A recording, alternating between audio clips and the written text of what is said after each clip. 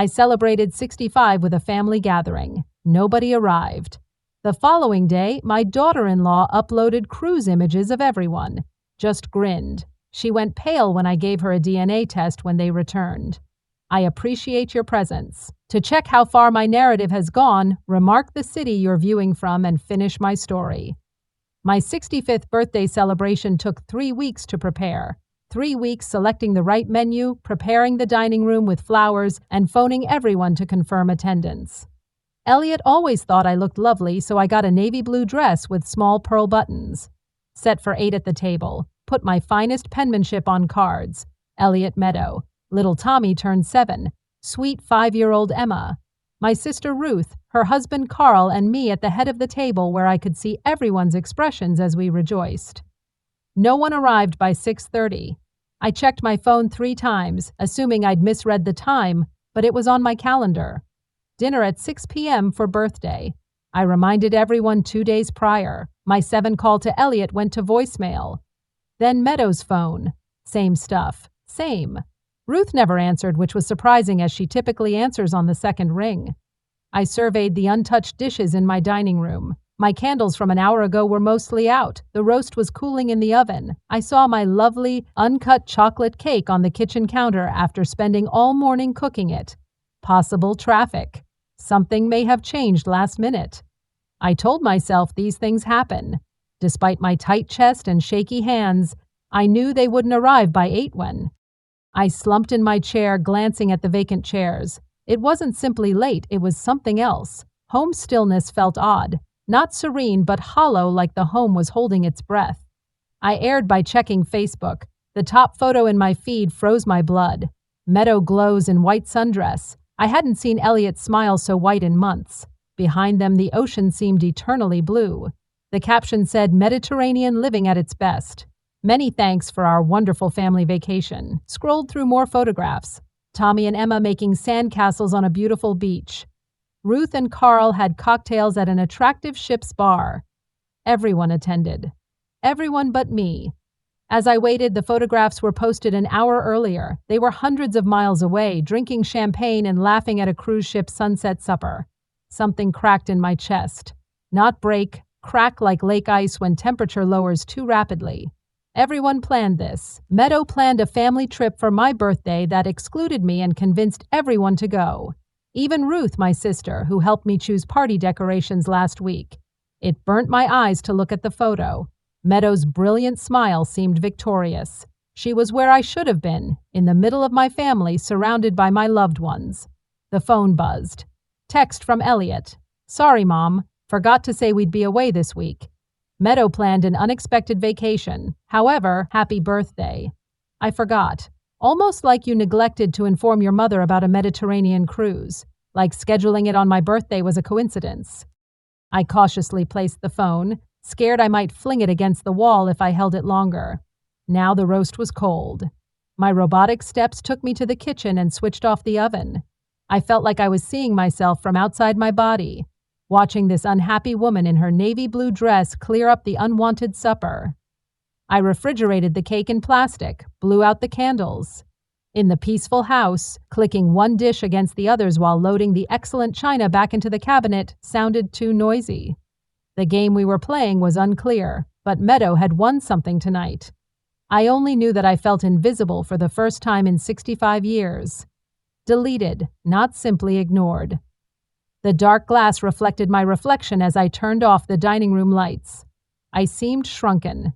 The woman looking at me had been the family peacekeeper for decades, resolving conflicts and remembering birthdays and anniversaries, someone who prioritizes family. They all opted to ignore me on my birthday. As I climbed my bedroom steps, each step got heavier. Tomorrow, I'd face the repercussions. The phony apologies, misunderstanding excuses, Meadow's beautiful voice claiming the vacation was planned months ago and they couldn't do anything. But today I wanted to stay with this sadness and absorb it, because something told me this wasn't simply about a missed birthday celebration. The subject matter was considerably larger and more thoughtful than I expected. No sleep that night. Instead, I laid in bed looking at the ceiling, recalling every family gathering over the preceding 5 years. The lost birthday was ruined. As the hours passed, more frightening memories emerged, including Tommy's 4th birthday celebration. I was eager to see him blow out his candles. Meadow greeted me at the door with her flawless, remorseful grin. "Loretta, didn't Elliot say?" We moved the celebration to tomorrow. A little situation arose, but I heard kids giggling inside. Visualized balloons via the window. Elliot was confused when I phoned later. "Tomorrow? No, Mom. Today is party time." Meadow probably confused the dates. Emma's kindergarten debut. I asked Meadow 3 times when they were dropping her off so I could bring my camera. She said we're doing it early. Like 7 a.m., probably too early. I arrived nonetheless, and the instructor said Emma had been there since 8:30. I missed her entering her classroom and her hesitant wave farewell to Elliot. Meadow contacted me 2 days before Christmas last year, seeming worried. "I'm sorry, Loretta, but Elliot's stressed up at work. He requested a simple Christmas meal with immediate relatives this year. I spent Christmas alone reheating leftovers and watching old movies." Ruth told me they threw a tremendous party. She saw the Instagram photographs. 20 people, including Elliot's college buddies and neighbors, excluding myself. Each recollection was like a puzzle piece fitting together to reveal a picture I'd missed. This wasn't a typical schedule or misunderstanding issue. Systematic. Calculated. My hands trembled from tiredness and anxiety as I prepared coffee in the morning. I opened Meadow's social media posts from the past year on my phone and looked at them for the first time. She sat in the first row with Elliot for Tommy's school play. I inquired about the play, and she said it was canceled due to a virus outbreak. She attended Emma's dancing presentation. Meadow said it was practice, nothing extraordinary. Photos of family events I missed. I captioned each with family memories and gratitude for these folks. The most difficult component was the natural appearance. Elliot in Meadow's arm. Children surrounded their parents, everyone beaming like family, like they were whole without me. I put the phone down and headed to my kitchen window to admire Elliot's childhood garden. His little hands carefully handled the fragile stems as he helped me weed these flower beds. I lost him when? When did he cease needing me for happiness? The answer was shockingly clear. Elliot gave me 2 calls a week before Meadow arrived. We met for supper every other Sunday. He'd ask for employment guidance and tell me about his day, my kid, buddy, and link to a future I helped construct. Meadow altered that slowly, so I didn't realize until it was too late. Sunday meals became monthly first. Elliot said Meadow plans these extravagant feasts. She enjoys weekend solitude with me. Phone calls reduced to holiday obligation check-ins. Sorry, Mom. Short on words, Meadows packed our agenda today. Her words never directly attacked me, too apparent and readily refuted. Instead, she worked in the silences after her recommendations. Mom feels exhausted lately. Perhaps we shouldn't bother her with the kids this weekend. I saw your mom in the supermarket yesterday. She seemed perplexed. Is she coping with living alone? Soft hints that I was becoming a burden, a bother, someone to manage rather than include. I remembered how she embraced me at family gatherings, always a beat too long, her hand massaging my back like I was a weak elderly relative who needed consoling rather than an equal family member. She interrupted me as I was chatting to the kids, diverting their focus. "Dears, Grandma Loretta had a long day. Why not show Dad your new toy?" My handsome, trustworthy son Elliot had taken it all without question. He started gazing at me like Meadow with fondness and pity, like I was valuable but becoming irrelevant. The phone interrupted my thoughts. The screen displayed Elliot's name. "Hi, Mom." His cheery, easygoing voice made my chest hurt. "Just calling to wish you a happy belated birthday." "Sorry we missed it, but this tour was amazing. Meadow planned better than ever." I held the phone harder. I viewed the images. Well, excellent. Meadow has been blogging frequently. The kids are loving it. Tommy learned to snorkel yesterday, and Emma befriended a Boston girl. Would I have been glad to see them? Because from where I sat, no one appeared to realize I was gone. I mentioned the trip was last minute deliberately. Yeah, right? Meadow jumped on this great bargain. She's always been spontaneous. I like her. Spontaneous. He purposefully booked a cruise on his mother's birthday. Elliot, I started and stopped. What can I say? That his wife manipulated him. That she had shut me out of his life for years. He'd believe I was envious, resentful, and unwilling to embrace his adulthood. Maybe I was all that and right. Everything okay, Mom? You speak.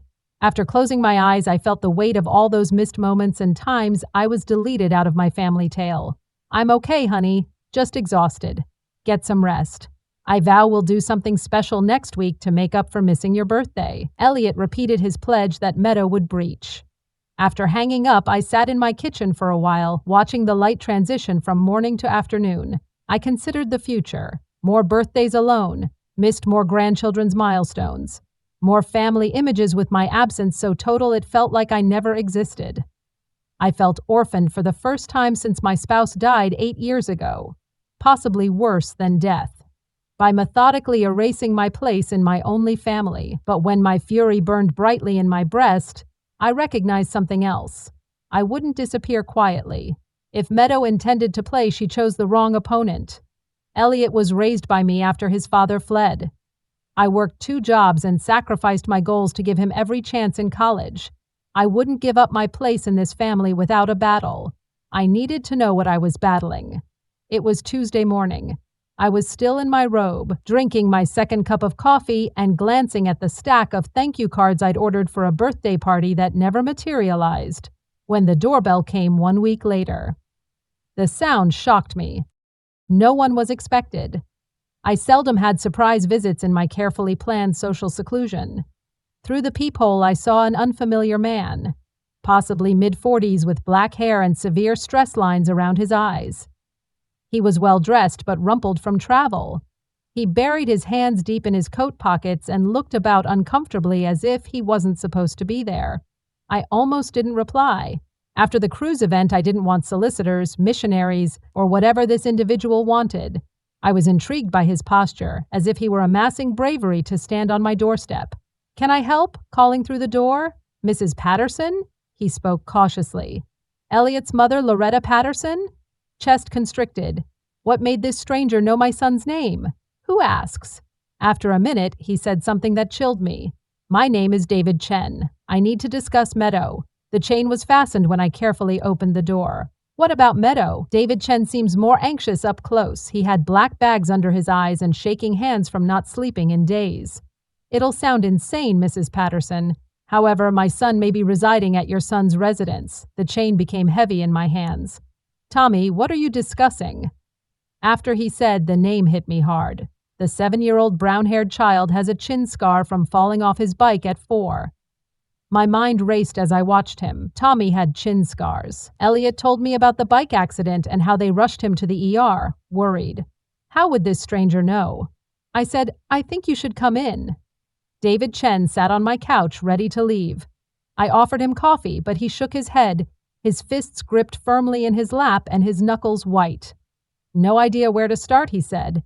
"It will sound insane. Try me." My week was unusual. His breath was weak. Meadow and I, 2 years together, before meeting your son and marrying. We lived together, discussed marriage, everything. She became pregnant. My coffee cup became heavy. I placed it carefully to avoid dropping it. David continued, his voice heavy with ancient anguish. "I was so delighted. I wanted to marry her now and start planning our lives.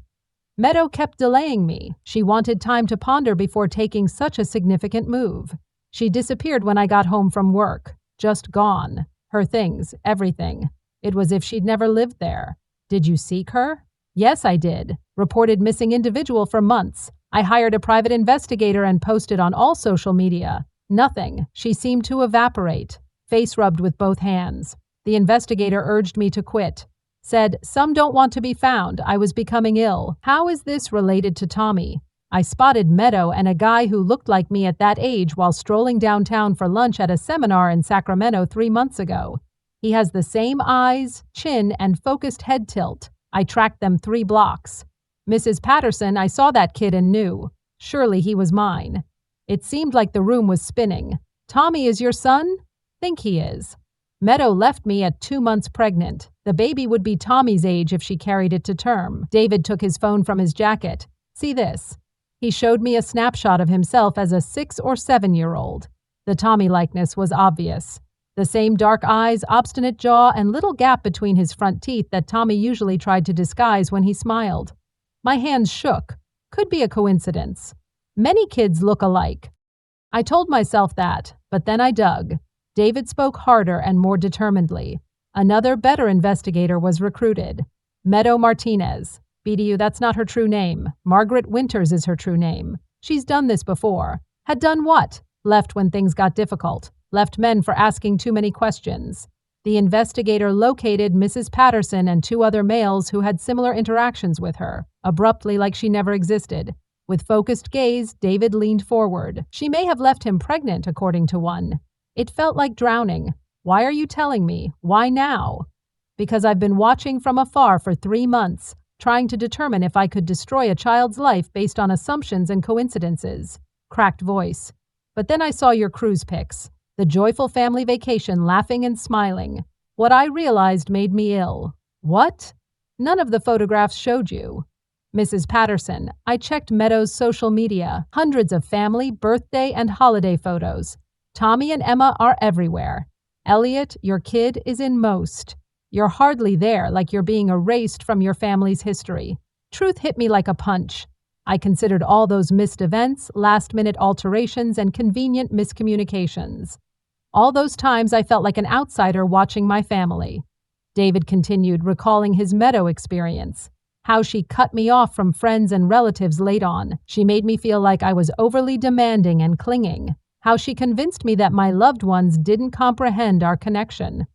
Elliot is getting the same treatment. Probably, I murmured. She's probably doing it to you too. So if Tommy is my kid, he's not the only sufferer. So are you. David pulled out a manila envelope from his coat again. Mrs. Patterson, this is my reason. Why? I eventually got up the nerve to knock. It's what? DNA test results. Meadow took Tommy to the barber, where I got a hair sample, compared it to my DNA. The envelope was presented to me with shaky hands. I got results yesterday. I glanced at the envelope, hesitant to touch it. Inside was knowledge that may rescue or ruin my family. I had no idea which. David muttered gently before opening that. I require more information. I don't want Tommy to lose his only father. I don't want to traumatize or upset him. I can't watch Meadow manipulate and lie to his fans, especially you. What must I do? Please help me protect him from her and whatever game she's been playing with us. David's voice was now solid. If Mrs. Patterson lied about this, what else has she lied about? Who else will she hurt? The reality within the envelope weighed on me as I held it. A vehicle door banged and children laughed as they passed my house. Regular afternoon noises in a normal neighborhood where moms didn't take children and grandmothers weren't deleted from family photographs. However, my life had been abnormal for a while. I simply didn't want to accept it. Mrs. Patterson. David now spoke gently, even kindly. Ready to learn the truth? I thought about Tommy's lovely face and how he used to run to me with his arms spread until Meadow discouraged such demonstrations of affection. I thought of Emma, who scarcely knew me because I was removed from her life. I remembered my kid Elliot, who'd been poisoned by his mother. I thought of my empty birthday celebration and those family images without me. I answered yes and opened the packet. Clinicians used harsh words to describe DNA results. Paternity, 99.7% likely. As I read the numbers again and again, I hoped they would change, assuming this was a mistake or cruel joke. Elliot didn't father Tommy. I saw my grandson take his first steps, taught him to tie his shoes, and told him bedtime tales when he was little enough to snuggle up in my lap. I wasn't related to him. My loving son Elliot, who named Tommy after his grandfather, had no idea he was parenting another man's child. I'm sorry, David whispered. He remained on my couch, observing my expression as I absorbed the facts. It must be devastating. I laid the papers down with shaky palms. You've known how long? Ever since yesterday, although I suspected months ago. He showed me additional photographs on his phone. He'd taken remote surveillance photos. Tommy in a park. Tommy entering school. Tommy biking down my local street. Sometimes I follow them. That sounds familiar. But I needed certainty. You've monitored my family. David said I've been watching my son, strong but not aggressive, and wondering what type of lady would abduct a child and create a life on a lie. Hot and overpowering fury followed. Not at David. He suffered like us. She was harsh and deceptive at Meadow. Not only had she lied about Tommy's parentage, her marriage was predicated on that untruth. Used an innocent child to start a life she didn't deserve. My remarks were harsh and bitter. She trapped Elliot. Her pregnancy with another man's child secured her marriage to my son. It seems so. David looked sullen. The timetable is ideal. She left me when she was 2 months pregnant and showing. If she acted swiftly and sought someone, she may have convinced him the baby was preterm or little. I remembered Elliot's excitement when he called to inform me Meadow was in labor for Tommy's birth. He arrived 3 weeks early, I remembered. The doctor reassured Elliot that difficulties were unlikely, because everything was fine. Tommy wasn't early. He met my deadline, not Elliot's. Pieces fell into place with terrible clarity. Meadow's brief courtship with my son, their engagement, and their 6-month wedding. At the moment, it seemed romantic. Love overcomes all. I understood it was more deliberate. Tommy's father was needed before his birth. David replied he meant someone solid, trustworthy, and who wouldn't question the timing. He wouldn't require a paternity test since he'd never consider it. That was Elliot. Exactly. My son has never been deceptive, making him distrustful of others. He trusted people's words. Meadow used one of his strongest traits against him. More, David murmured, and his tone made my stomach tighten. The detective I hired discovered more about Meadow. These may explain why she's ignoring you. The things? David gave me a folder. Photos, papers, and official-looking reproductions were within. Margaret Winters is her true name. She's 34, not 31 as she told your kid. Raised in foster care, she left at 18, lacking family and ties. A high school yearbook photo caught my attention. The face was Meadow, but younger and harsher. I hadn't seen anything like her eyes or her darker hair in my son's wife. An intense hunger. David said she was married twice, once to Nevadan Robert Kim, once to Oregon's James Fletcher. Her divorces in 2 years resulted in large alimony payments. She's done this before, I muttered. Same patterns. She finds a wealthy or stable man, quickly locks him down, and then separates him from his support system, friends, family, and anybody who could see through her charade or ask unpleasant questions.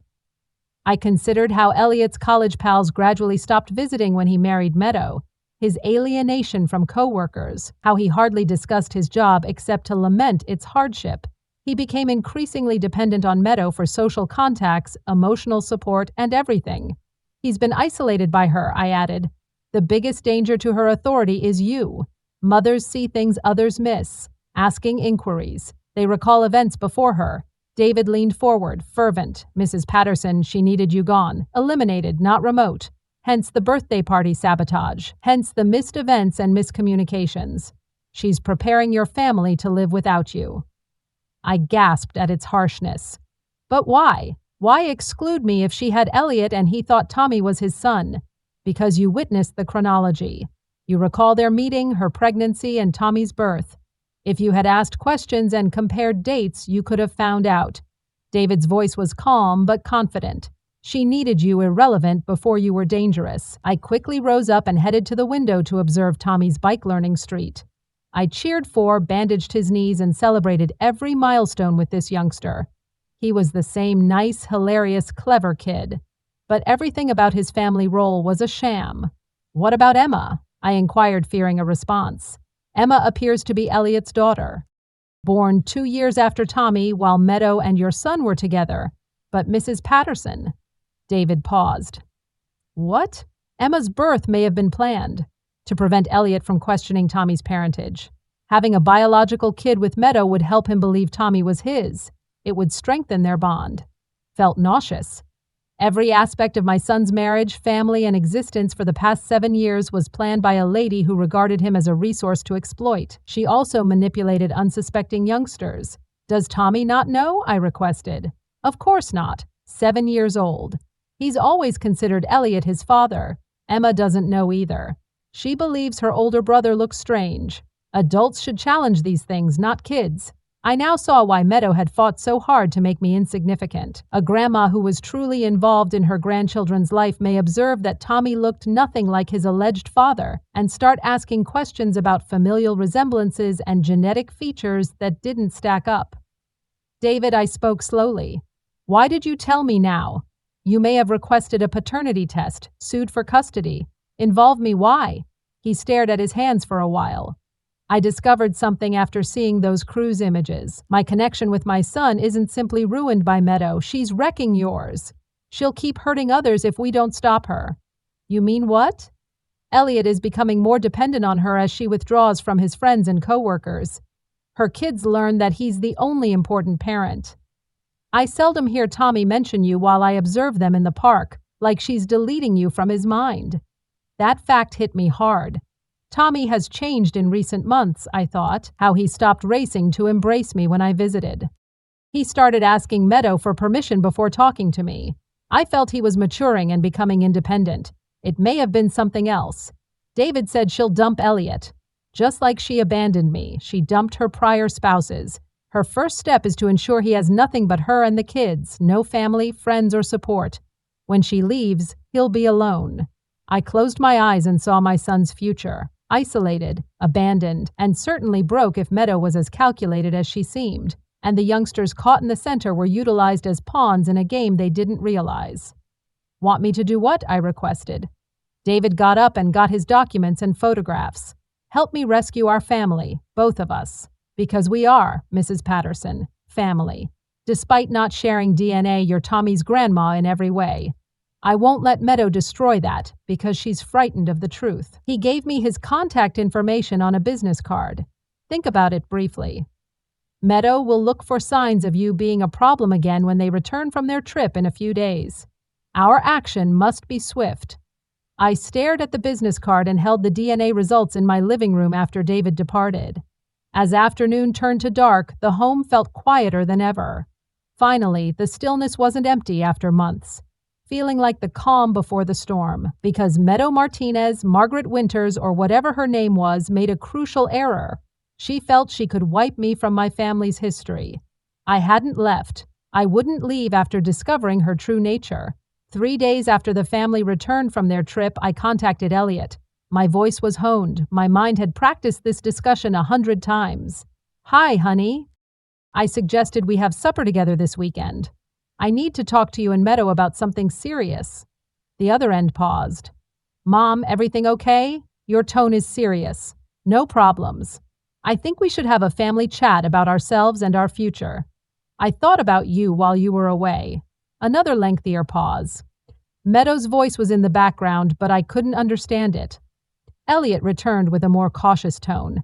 "Meadow wants to know the discussion kind. She fears you'll be angry about the cruise timing." Of course, she worried. Meadow had keen intuition. Even over the phone, she undoubtedly sensed a change. "Explain to Meadow I'm okay. I think families should talk honestly, don't you? Saturday night is ideal. We'll cook. I'll check with Meadow and reply. My 38-year-old son wanted to ask his wife about supper with his mother, which would have been funny if not so tragic, but I kept my voice light. Of course, inform me." He phoned 2 hours later. 6 Saturday work. Perfect. Looking forward to meeting everyone. It was Thursday. I prepared for my life's most significant talk on Friday. After his first visit, David and I met twice more to plot how to reveal Meadow's lie while protecting Tommy. The documents David's investigator obtained and the DNA results were secure in a manila folder on my kitchen counter. Margaret Winters' genuine name, her prior marriages, and the time frame that proved Tommy wasn't Elliot's biological son. Everything we needed to expose Meadow's falsehoods. I cooked Elliot's childhood favorite, pot roast with garlic mashed potatoes and green beans. I wanted this family meal to be remembered for the right reasons, at least initially. Saturday evening was cloudy and rainy. Typical October weather. I set the dining room table with my nice china, which I meant to use for my birthday 2 weeks earlier. I saw the irony. They came precisely 6. Meadow seemed younger and more innocent with a flowing cream dress. She had impeccable hair and makeup. She appeared to be a loving mother and wife who could not lie. Tommy ran in the door first, full of 7-year-old vigor. "I learned to swim on the cruise, Grandma Loretta. Want to see me perform the doggy paddle?" My heart squeezed as I held him, knowing what I would say would alter everything for this innocent youngster. "Maybe wash your hands after supper. Love." Emma softly followed, holding a tangled-haired doll. At 5, she was more reserved than her brother and wary with me since Meadow had discouraged their closeness, but she allowed me kiss her forehead before following Tommy to the restroom. I could pretend this was a family meal when Elliot held me. "Mom, something smells great. I miss your cuisine." I saw your fatigue. He did. He'd lost weight and developed eye wrinkles. Recent work has been hard. Mergers worried everyone. He looked at Meadow, who was assessing my living room for issues. Meadow insists I establish a better work-life balance. Meadow, smiling practically beside us, stated stress is terrible for your health. I keep urging Elliot to retire early. We could travel more and see the kids. 38-year-old early retirement. Another technique to isolate Elliot from his career and money and make him fully reliant on her. I grinned back with pleasure. Great that you're planning ahead. That's linked to my topic tonight. I talked lightly at supper. Meadow was the model mother, cutting Tommy's steak, and reminded Emma to use her napkin as the kids spoke about their cruises. Her performance was good, friendly, attentive, convincing. But I noticed things I'd missed. How she interrupted Tommy's narrative about missing me while they were gone. How she diverted Emma's attention when she inquired why I hadn't joined them on the trip. How she carefully controlled conversation and affection in every contact. When the kids finished eating, I recommended they play in the living room while grown-ups spoke. Meadow opposed instantly. Yes, they should prepare to leave shortly. Tomorrow is school, so we follow their schedule. This won't take long, I assured. What I'm about to say may change their routine. Something briefly crossed Meadow's face, but I caught it. Fear. I returned to Elliot and Meadow in the dining room once the kids were done with their toys. The manila folder next my coffee cup seemed like a loaded weapon. Elliot reached across the table for Meadow's hand. Want to chat about what? The moment weighed on me as I breathed. Honesty, family, and understanding ourselves were my topics. Meadow hardly tightened her smile. A little philosophical with dinner. Is it? No, I disagree. Grabbed the manila folder, feeling both tight. Recently, I've learned intriguing things regarding family history, genetics, medical records, and factual information. Mom, Elliot said slowly. The folder contains what? The truth. I opened it and placed the DNA findings on the table between us. Tommy's paternity test results. Deafening silence ensued. Elliot watched the papers like they might burn. Meadow remained still, her face blank. Paternity test? Elliot whispered. You'd why? You did how? I gently told him the test proves you're not Tommy's biological father. A 99.7% chance that another man is his father. Mr. David Chen. Meadow sprang up quickly, her chair scratching the floor. This is ridiculous, Loretta. Margaret, please sit down. I don't know your twisted game. Her true name hit hard. Her face became white as she staggered backward. Elliot stared between us, confused and horrified. Margaret, Mom, what's up? I took the investigator's report, marriage certificates, and chronology. Meadow is Margaret Winters. She's been married twice and lies about her history. She was with David Chen before meeting you, Elliot. She left him while pregnant and came to find a new father. Not so, Meadow said. Her voice shook now. Elliot, ignore this. Your mother clearly broke down. I kept going after Tommy was born 7 months after we met. He wasn't premature as you suspected. Meadows and David's relationship history was perfectly matched by his birth. Elliot grabbed the DNA findings with shaking hands. I watched him read them and observed his cheeks fade as the numbers set in. He murmured, "This can't be right. I claimed David Chen had searched for his kid for 7 years. He found you 3 months ago and is pondering what to do. He realized Meadow's harm to our family and came to me. Same seclusion methods she employed on him." Meadow was now retreating toward the doorway, her composure gone. "Elliot, don't let her poison you against me. Think about our lives together, the family." The family. Elliot's voice was shattered. Our lie-based family, our fake son. Every way, he's your son.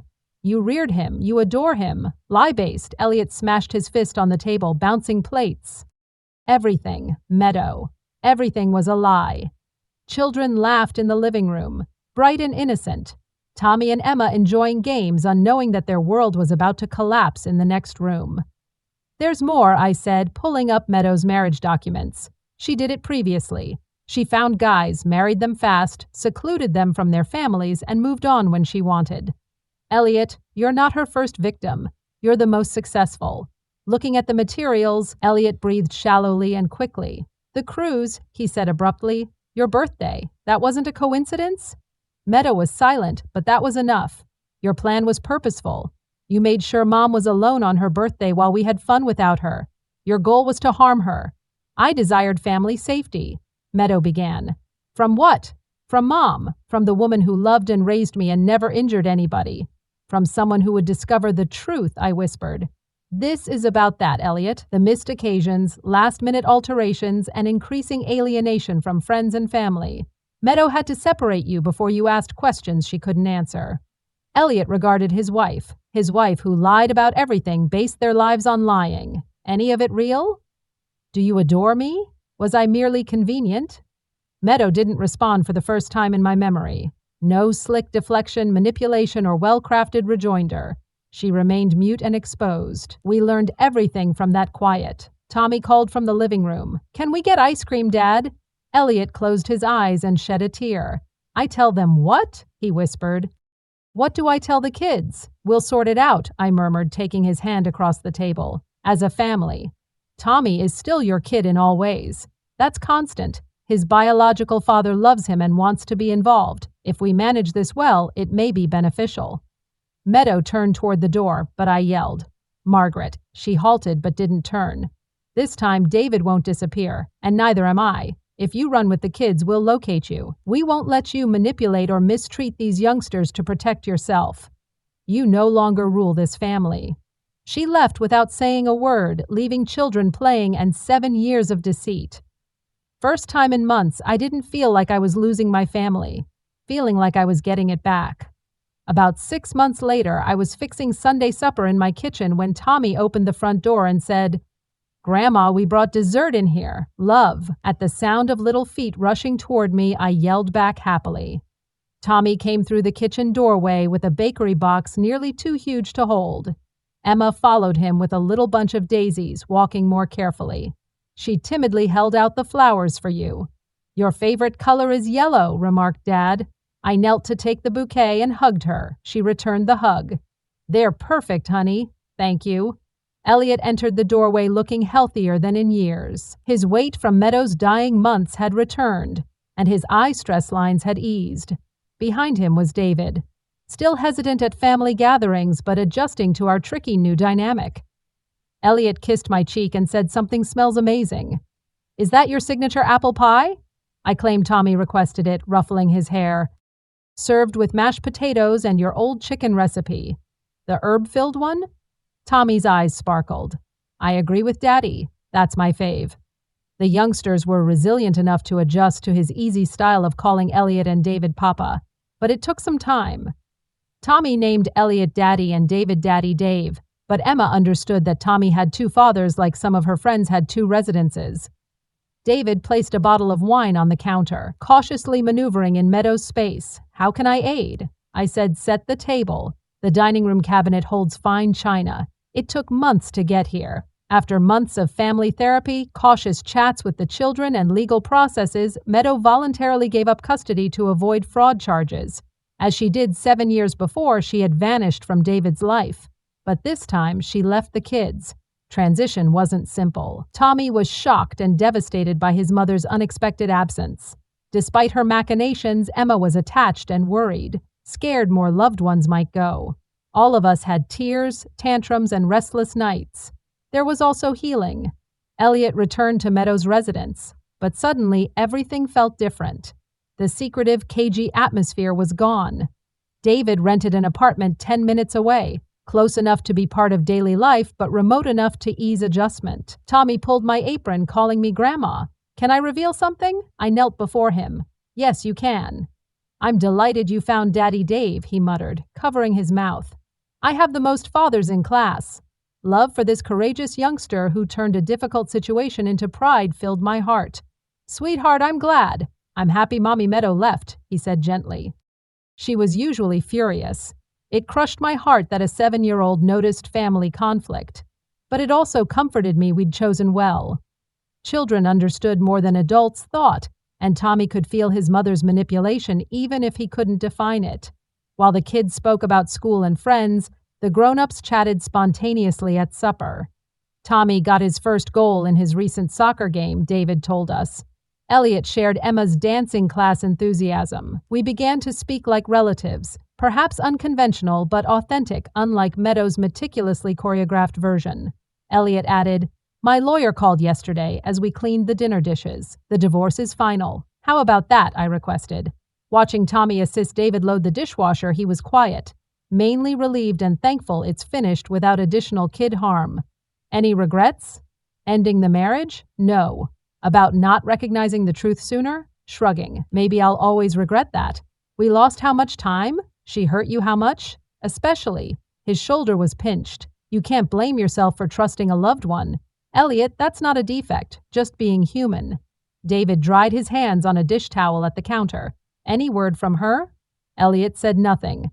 She wants no touch with the kids, her lawyer stated. No visits, calls, nothing. That's probably best, I said, though it still shocked me that a mother could leave her children so totally. This way the kids may recuperate without worrying about her disrupting their lives again. After the kids fell asleep watching a movie in the living room, the 3 adults sat at my kitchen table with coffee and leftover pie. These became my favorite moments. Quiet nighttime chats about co-parenting in such a unique scenario, planning and problems. David added sugar to his coffee and replied, I've been thinking. Elliot raised his eyebrow at Tommy's surname. How about it? Patterson all his life. That's his ID, school records, everything. I'm not changing that, but curious. David paused, then advanced. Would I be allowed to take your name? Officially. Tommy and I share part of a name, David Patterson Chen, but he's still related to you and your family.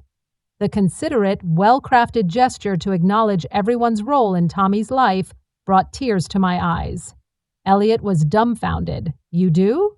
Tommy should know that families can be complicated without breaking, David added. I want him to know that loving someone doesn't entail choosing sides or ignoring other relationships.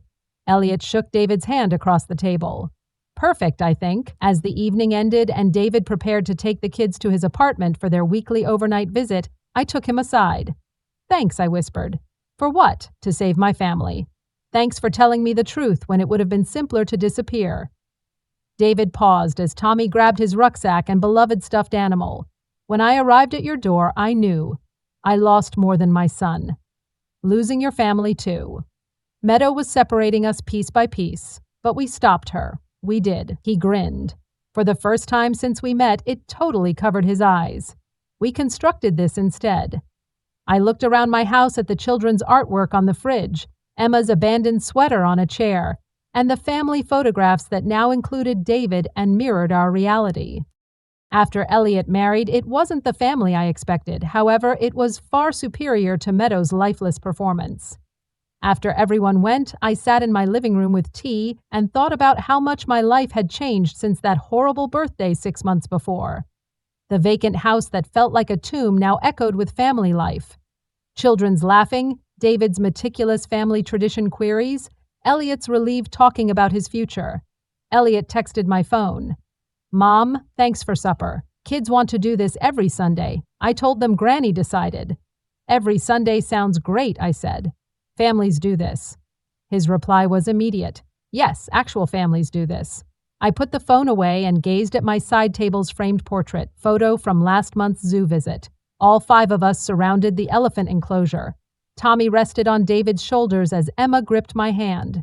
Elliot stood in the center, one arm around me and the other around David, smiled like he'd recalled happiness. We looked like a reassembled family. Greater strength and honesty. Not typical, but real. Not perfect, but truthful. The house settled around me at night, yet it wasn't empty. It seemed full of possibilities and the love Meadow had attempted to destroy but never succeeded in extinguishing. I assumed my 65th birthday ended my role in my family's tale.